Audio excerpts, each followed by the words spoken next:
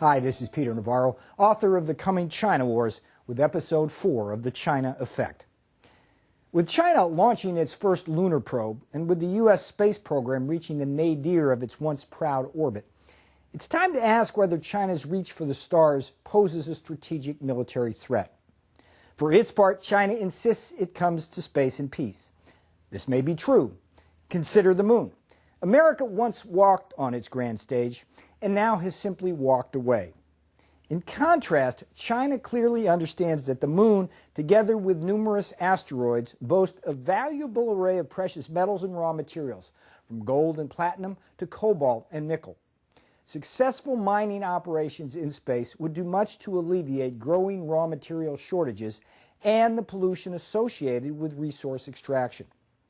More broadly, China also clearly understands that many of the conflicts here on Earth, now being fueled by overpopulation, environmental depredation, resource depletion, economic failures, and the threats of terrorism and nuclear war, can all be neatly resolved by opening up human migration to the moon, space stations, and other solar bodies. For the world's most populous country, the compelling prospect of migrating to the ultimate open spaces is no small matter. The biggest lunar prize in the shorter term, however, may well be realizing fusion energy's potential. Unlike the false promise of nuclear power, fusion energy would truly be too cheap to meter. The key fusion ingredient now coveted by many physicists is helium-3, an extremely rare isotope thought to be abundant in the lunar regolith. These peaceful promises of space exploration notwithstanding, there is also the far more serious matter of space militarization. The best evidence of China's hawkish intentions is its blasting out of the sky one of its own weather satellites last January.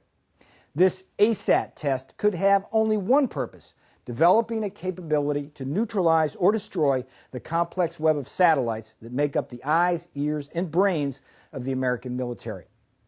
There is also this worst-case scenario: China's weaponization of space. The clear and present danger is that China's ambitious space program may simply be a thinly veiled, dual-use military platform.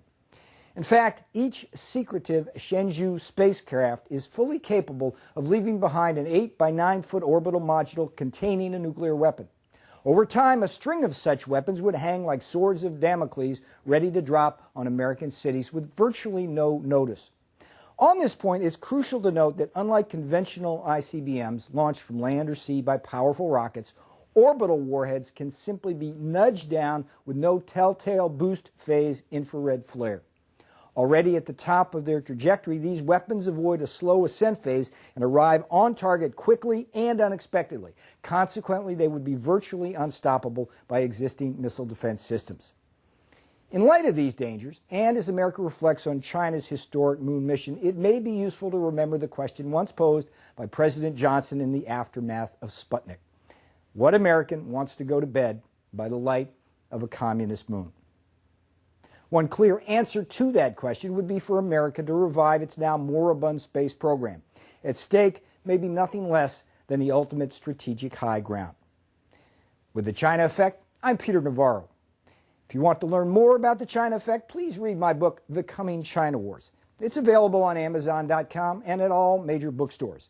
And for more information about China, you can also catch my daily blog at my website, www.peternavarro.com.